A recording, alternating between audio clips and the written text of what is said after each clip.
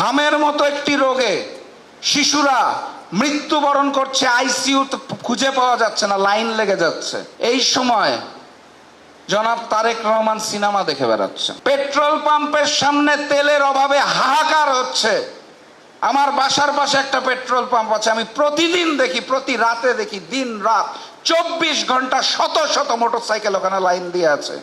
দেশে একটা অস্থিরতা চলছে, জনজীবনে বিপর্যয় চলছে। এই সময় জনাব তারেক রহমান সিনেমা দেখে বেড়াচ্ছেন। আমার লজ্জা লাগে। আমি প্রবাদে শুনতাম যে রোম যখন পুড়ছিল, নিরো তখন বাঁশি বাজাচ্ছিল।